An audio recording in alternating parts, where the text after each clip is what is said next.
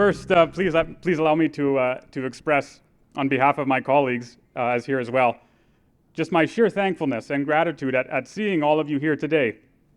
All of us are so captivated by the size and solidarity of this movement, which has expanded in such a short amount of time, and meeting everyone here today is such a healthy encouragement for all of our souls. Now, normally, Dr. Dennis Modry, our CEO, performs his speech regarding the reasons and the steps towards an independent Alberta.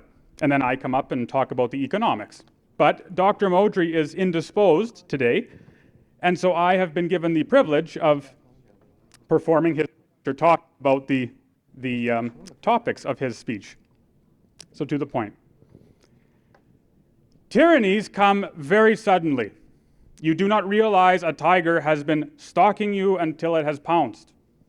We find ourselves floating down this river with great anxiety about what is lurking in the jungle on our flank. And we're increasingly nervous about approaching these crushing falls of Laurentian socialism in Canada and, of course, the Great Reset. And even if a man has reservations or clues that he's being stalked by a tiger, as I would argue all of us do here today, evidenced by the fact that we are here and are privileged to know, it's almost impossible to tell exactly where that tiger is. Most of our leaders in Canada, not all, but most, appear to be mere puppets for even more puppets who simply occupy a higher position in the apparatus of a modern and globalist neo-Marxist order. So in this, the APP defers to the wisdom of a man named G.K. Chesterton and believes it is, quote, essential to resist a tyranny before the tyranny exists. Or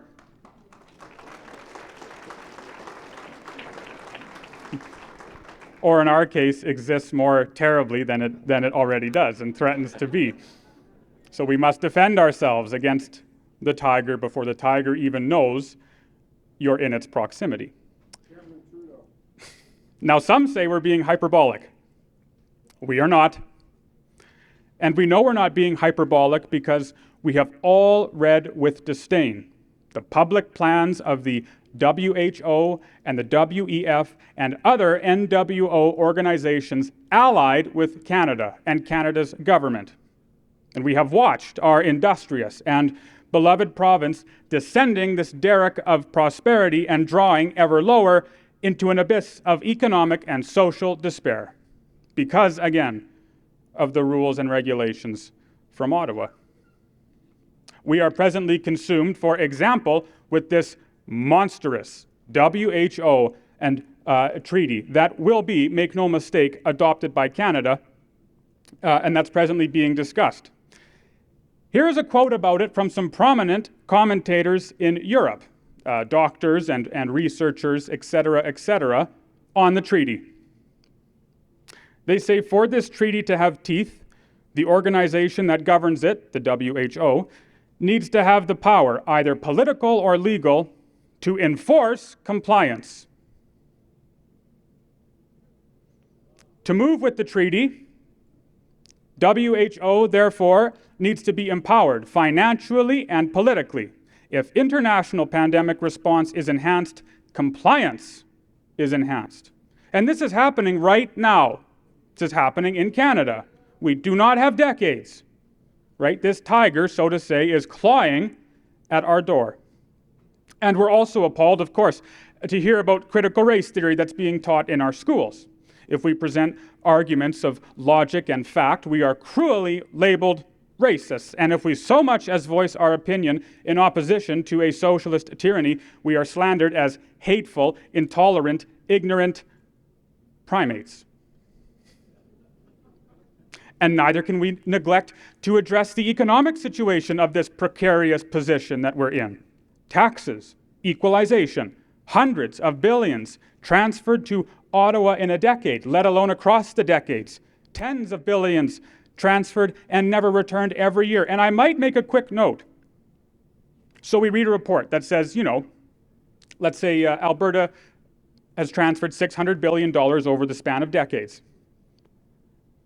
That's true to a point, but you must remember, you must take into account the reality of what's known as opportunity cost. So what could we have done with that $600 billion instead of giving it to Ottawa? Well, we could have invested it. We could have put it towards infrastructure. We could have put it towards tax reform, et cetera, et cetera. And all of that was foregone because instead it went to Ottawa.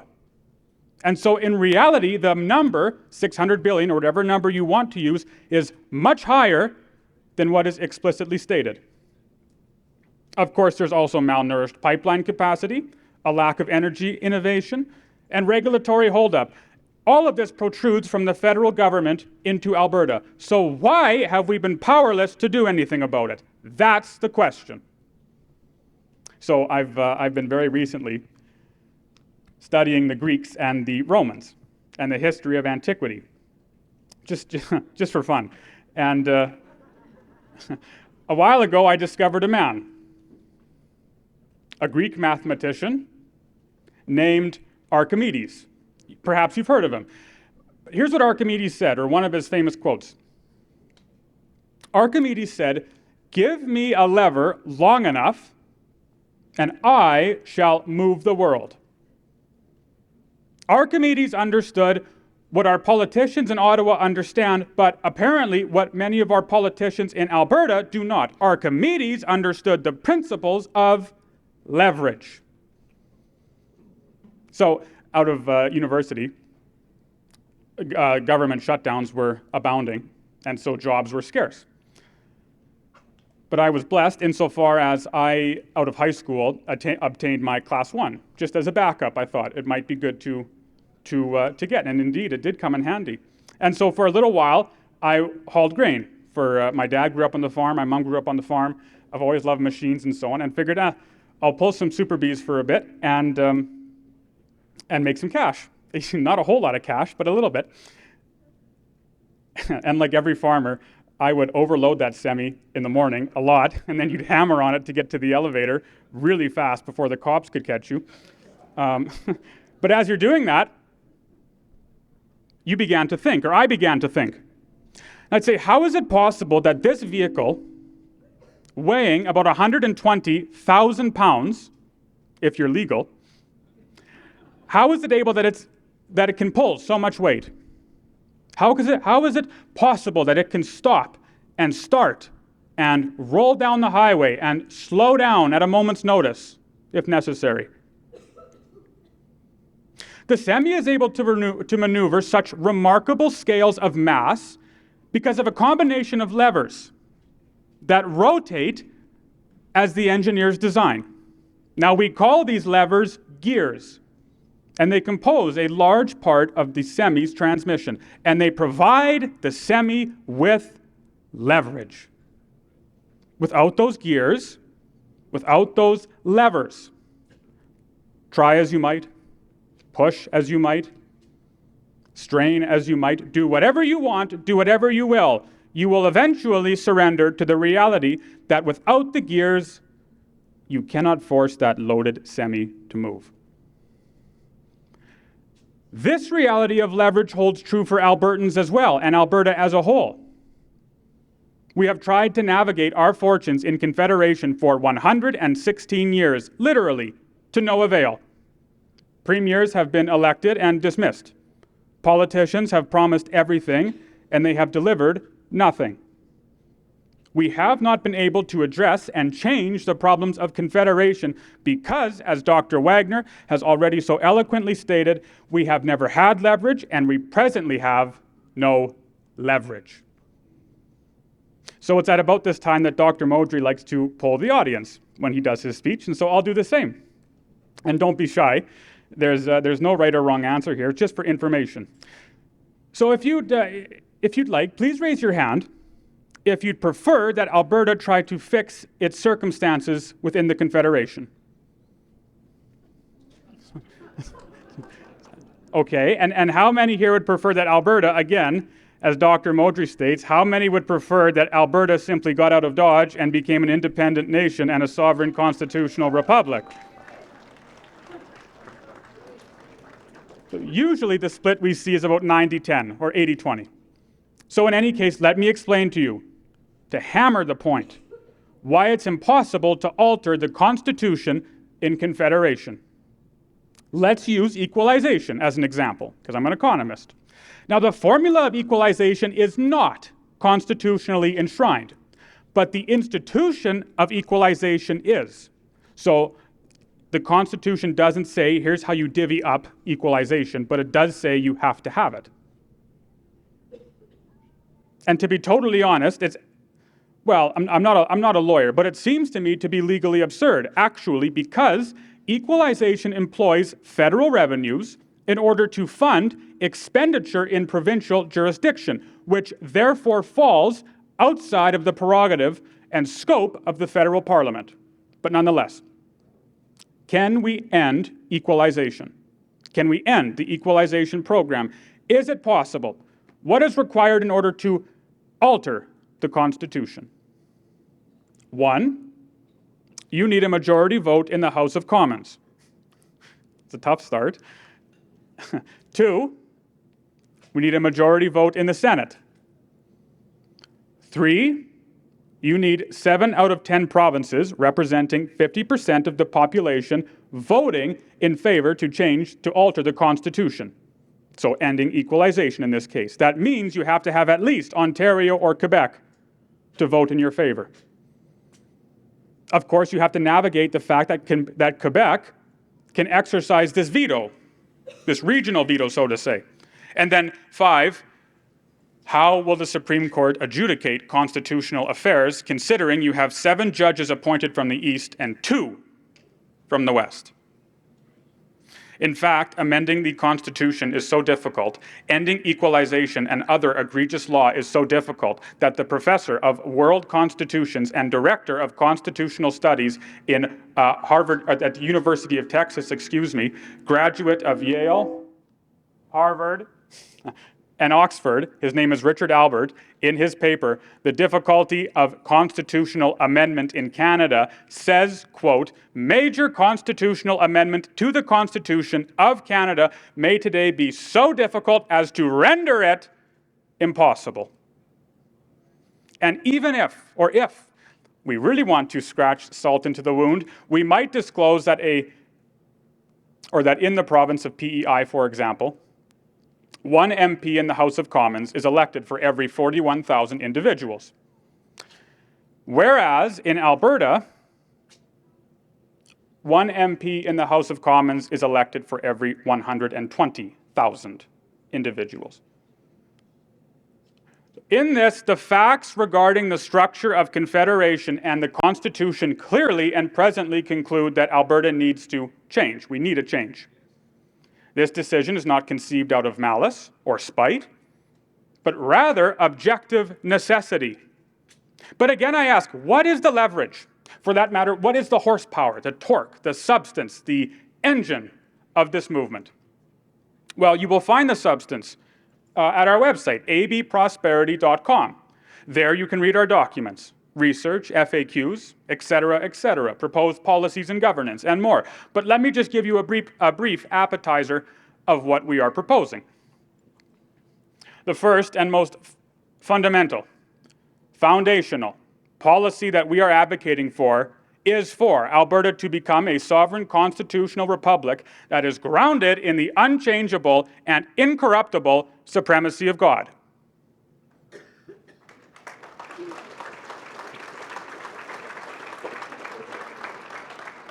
We are also advocating that Alberta introduce the most robust recall legislation so that if a politician is not doing what he or she was elected to do and is brazenly violating the Constitution and its precepts, the Alberta Constitution and its precepts, we as individuals and constituents have both the right and the opportunity and the legal ability to remove that politician from office.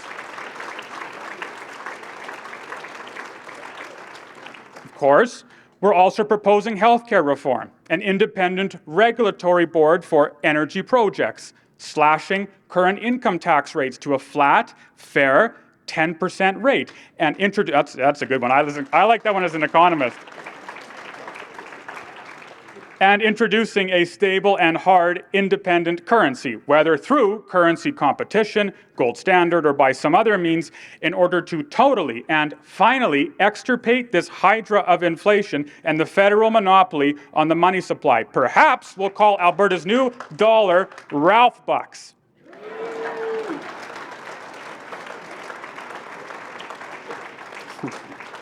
I like that one. I like Ralph Bucks. That'd be great. Proposed policies like this are the horsepower and the engine of the movement. Again, they are all available on our website and are available in much more comprehensive detail. But again, I ask, what is the leverage? What are the gears, the transmission behind this movement? What is the leverage to get all of this going? The leverage is a successful legal referendum on Alberta's independence, and it grants us the legal and moral legitimacy to free ourselves once for all time from Ottawa's violation of the Constitution, destruction of our currency, and alliance with this Marxist, globalist, omnicompetent world order.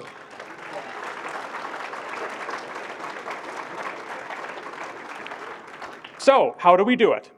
On our website, you'll find, under the FAQ section, a question about this, and it's titled, "What is the timeline to get control of our destiny?" But let me give you again a brief overview. Step 1, educate as many Albertans as possible on the benefits and merits of independence. Of course, there are still many who don't know about it. Step 2, plant, nurture, and grow the APP's membership to such a capacity that we compose at least 3.5% of the voting population. Now, I say 3.5% because if you've ever listened to Dr. Modry, you'll know that there was a recent study concluded by a Dr. Erica Chenoweth out of Harvard University. And again, the conclusion of that study was that 3.5% of a relevant population, in the case of elections, the voting population, 3.5% actively involved in a movement will dictate the direction of society. And of course, this is peaceful, right? So we need this 3.5%. Now, step 3, we mobilize those numbers. Hundreds of thousands of members, which is well beyond the 3.5% required, and exercise our presence as individuals and as a community. The purpose of growing the membership to such fantastic capacity, or such a fantastic capacity, is so the self-interested politician will understand that in order to be elected in Alberta, he or she will have to adopt and support the policies of the APP. They, to quote Klein, will need to find a parade and get in front of it, and the APP is that parade.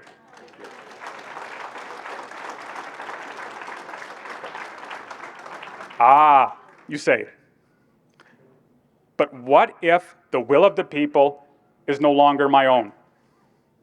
What if, through vigorous, vicious propaganda, the will of the people is led astray and they are persuaded to support, for example, locking my business down? So the question is welcome. The answer is, this is precisely the reason that we are proposing Alberta become a sovereign constitutional republic. You see, the republic binds the politician and the citizen to law, to objective law, so that individual rights and freedoms are protected above societal ones in order to receive the greatest measure of both. You see, the reverse doesn't hold. Now, step 4. With said numbers, elect a government in 2023 with a mandate to hold an honest referendum on independence. Now, let me take an opportunity, or this opportunity, to make a clarification. We're often asked if the APP is a party. It's not. We're often asked if the APP is going to be a party. Again, it is not. We are an independent educational project with the sole mandate of educating as many Albertans as possible on the benefits and merits of independence. Our nonprofit status means that we are freed from political regulation and rules and so on, and enables us to deploy in a more expansive wave than otherwise would be possible.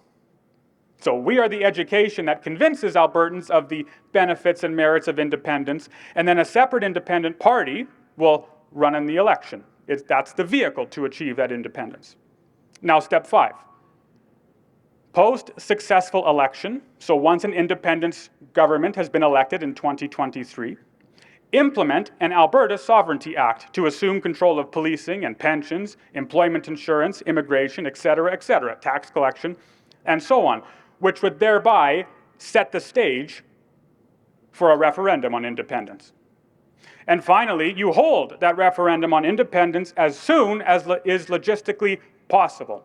Once that successful referendum is passed, negotiate with the federal government for a period of months, and if they refuse to capitulate to our demands, then unilaterally, unequivocally, absolutely declare our independence from the Confederation of Canada, declare Alberta a sovereign constitutional republic, and declare our transition to a free and prosperous nation.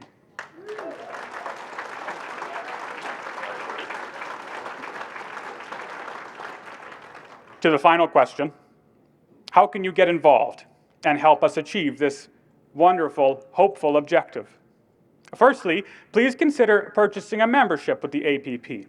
Our membership numbers are the legitimate proof that MLAs require in order to understand the massive scope and support of this movement. The more members we have, the less able MLAs are, and MPs for that matter, to dismiss the influence of this project. As well, we invite you to become a member, to become part of our community, to receive updates, news, articles, research, and so on, etc. All of us were forced into isolation and left alone for 2 years, but no more. No more of that.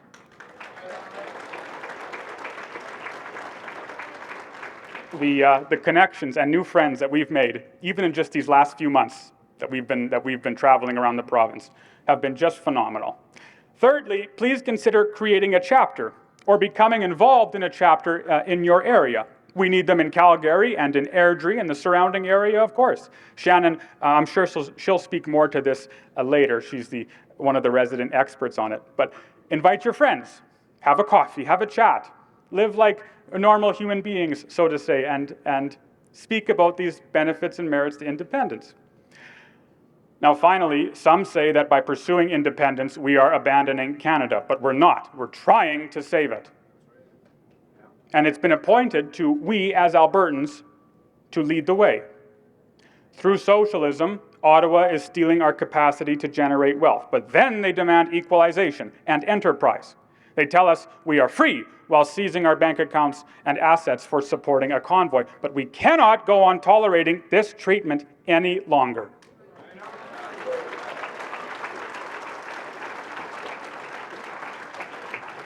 So that's why we formed the APP, and that's why we're asking you to join.